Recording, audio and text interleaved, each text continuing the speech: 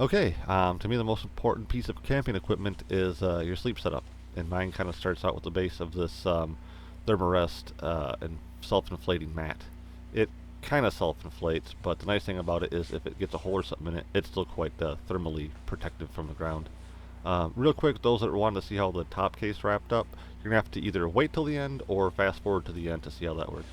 Anyways, this blanket is the absolute best blanket of all time. It's a hand woven 100% wool blanket that I ordered from a place out west years ago.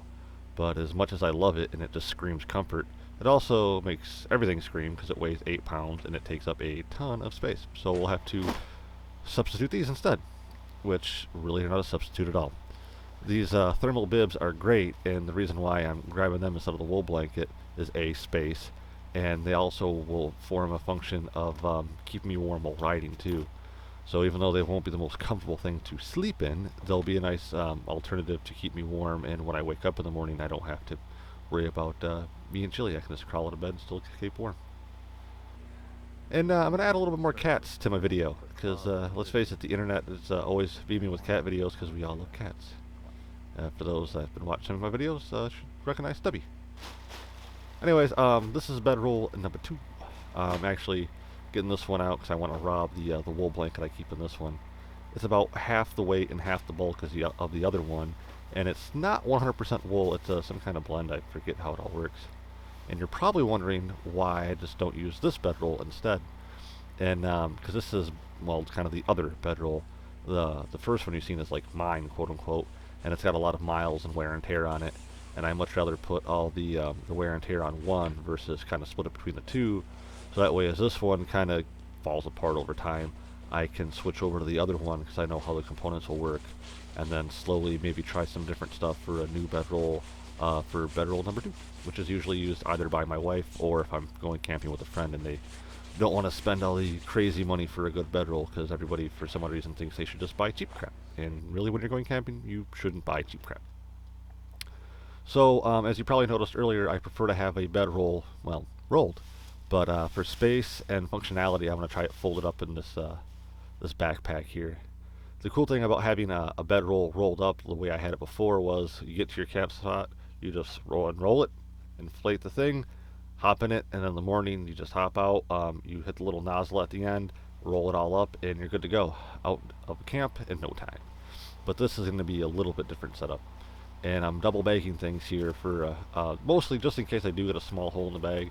There's nothing worse than spending all day traveling somewhere and then going to crawl into a wet sleeping bag. I could actually strap this on the outside of my backpack like a lot of people do, but I found that the material that this Thermarest thing is made out of, it doesn't really absorb water, but it can kind of hold it on the outside.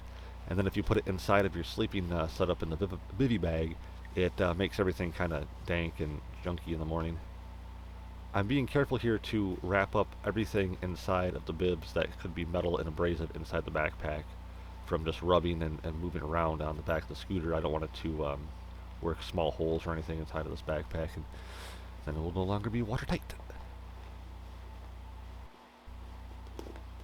It's been a minute. I think we need to change things up so the internet stays happy with more cat. Yeah, this cat likes to play with shadows. Oh, Stubby. Alright, so rope, hammock, tent stakes, and some twine and rope and stuff in there too.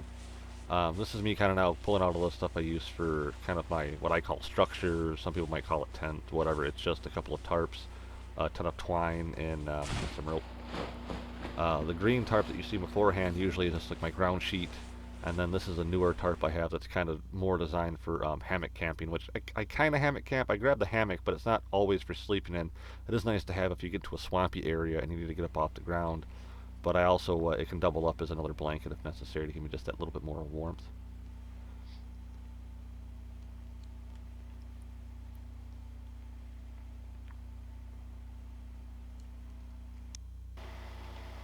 And that pretty much wraps up my bedroom.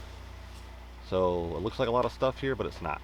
And for those that are wanting to know more about the Super Cub, I haven't forgot. Here it is.